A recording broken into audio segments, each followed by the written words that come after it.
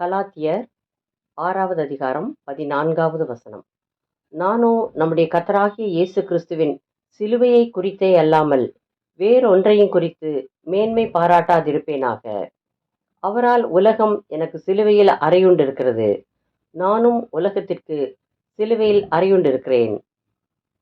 கர்த்தராகிய இயேசு கிறிஸ்துவின் சிலுவையை குறித்து உலகத்தில் உள்ள மக்கள் அனைவரும் மேன்மை பாராட்ட வேண்டும் என்பதற்காக அப்போஸ்தலனாகிய பவுல் மேலே குறிப்பிட்டுள்ள வசனத்தை எழுதியுள்ளார். மக்களின் பாவங்களை நிவிர்த்தி செய்யும் பலியாக இயேசு சிலுவையில் அறையப்பட்டு மரித்தார், 3ஆம் நாளில் உயிர்த்தெழுந்து என்று பரலோகில் இருக்கிறார். அவர் சிலுவையில் அறையப்பட்டதால் மனிதர்களுக்கும் பிதாவிற்கும் இடையில் இருந்த பிரிவினை அகற்றப்பட்டது.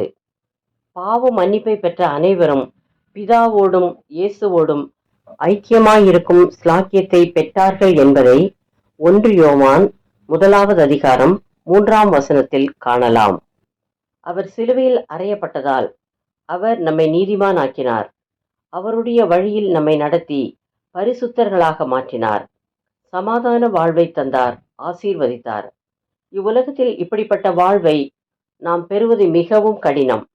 ஆகவே சிலுவையை நோக்கி பாருங்கள். அவர் உங்களை ஒவ்வொரு நாளும் பார்த்து கொள்வார். நீங்கள் ஒரு நாளும் வெட்கப்பட்டு போக மாட்டீர்கள். ஜெபம். இயேசுவே, உம்மையே நான் நோக்கி பார்க்கிறேன்.